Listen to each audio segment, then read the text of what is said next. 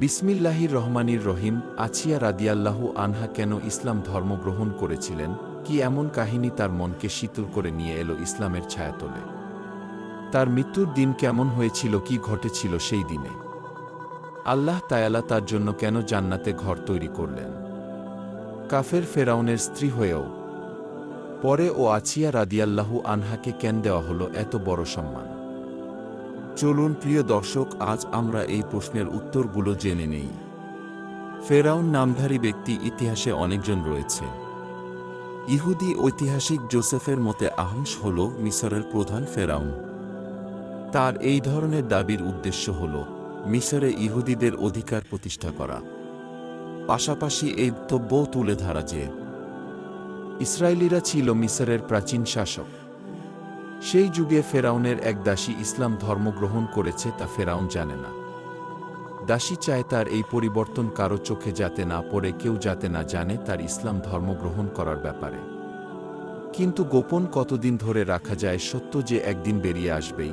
ফেরাউন যখন জানতে পারলেন তার নিজের দাসী ইসলামের দিকে ফিরে তাকিয়েছে, তখন সে দাসীকে তার দরবারে হাজির করে সত্যিটা জানতে চাইলেন।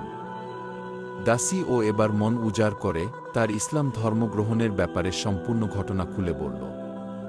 ফেরাউন তখন রেগে গিয়ে একটি পাত্রে গরম তৈল করার হুকুম দিলেন।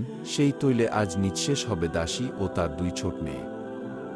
গরম তৈল হয়ে গেলে ফেরাউন দাসীর দিকে তাকিয়ে বলে উঠল, তুমি আমাকে খোদা হিসেবে কবুল করে নাও, তা না হলে আমি তোমার কলিজার টুকরার দুই মেয়েকে এই ফুটান্ত তৈলের মধ্যে ফেলে দিব।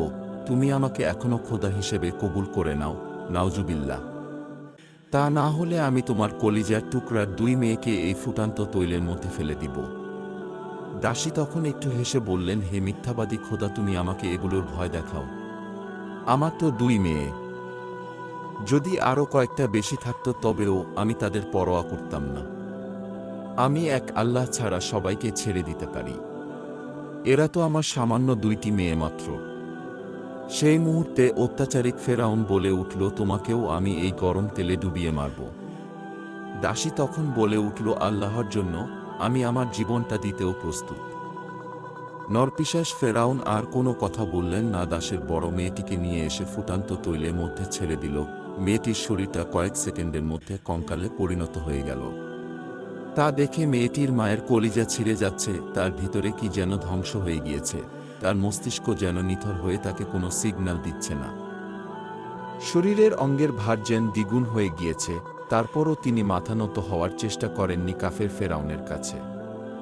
তারপর ছোট্ট মেয়েটির পায়ালা দুধের বাচ্চা, এই ছোট্ট নিষ্পাপ মেয়েটি, সেই মেয়েও ফেরাউনের হাত থেকে রক্ষা পায়নি। ফেরাউন তাকেও ফেলে দিল ফুটান্ত গরম তৈলে। ফুটান্ত তৈলে পড়ে মেয়েটি চিৎকার করার সময়টাও পায়নি। সাথে সাথে চলে যাচ্ছে আকাশপানে। দাসী তা দেখতে পাচ্ছে।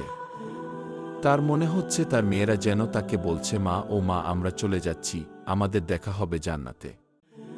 তুমি ধৈর্য ধরো মা। এর মাধ্যমেই শেষ করতে পারত এই ঘটনা।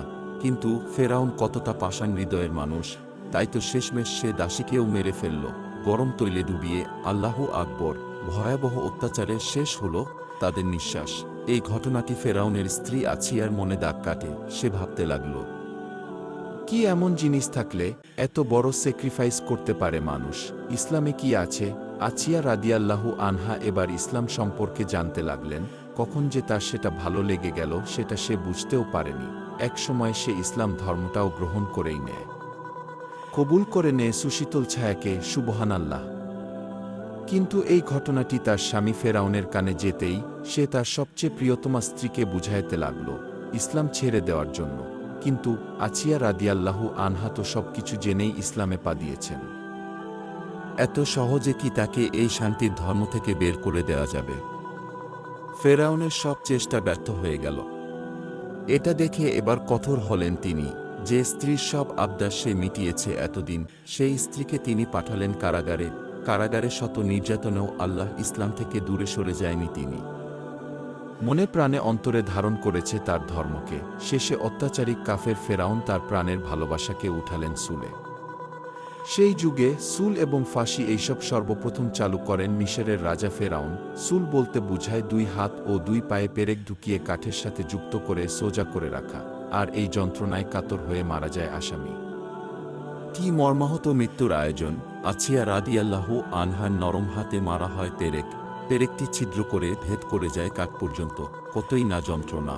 এভাবে সোজা করে রাখা হয় আছিয়া রাদিয়াল্লাহু আনহাকে। তখন আছিয়া রাদিয়াল্লাহু আনহা যন্ত্রণা কাতর হয়ে বলে উঠলেন, হে আল্লাহ! তুমি আমাকে ফেরাউনের থেকে রক্ষা করো, আমার জন্য আপনার কাছের জান্নাতে একটি ঘর তৈরি করে দাও। আছিয়া রাদিয়াল্লাহু আনহার এই দোয়া আল্লাহর সাথে সাথে কবুল করে নিলেন। আর জিব্রাইল আলাইহি ওয়াসাল্লামকে বললেন, হে জিব্রাইল, তুমি এখনই যাও, আছিয়াকে তার ঘরটি দেখাও, সে যেন মারা যাওয়ার আগে তার জন্য তৈরি করা ঘরটি সে দেখতে পায়, আর আমি তাকে জান্নাতে নারীদের সর্দার হিসেবে কবুল করলাম। আল্লাহু আকবার। কতই না স্বপ্নের মতো ভবিষ্যৎ পেল বিবি আছিয়া রাদিয়াল্লাহু আনহা। তবে তাকে সহ্য করতে হয়েছে নিদারুণ কষ্টে, যন্ত্রণা এবং অত্যাচার। আমিন। নতুন কোন ইসলামিক ঘটনা পেতে অবশ্যই চ্যানেলটিকে সাবস্ক্রাইব করে একটি লাইক দিয়ে যাবেন। সকলকে ধন্যবাদ। আসসালামু আলাইকুম ওয়া রাহমাতুল্লাহ।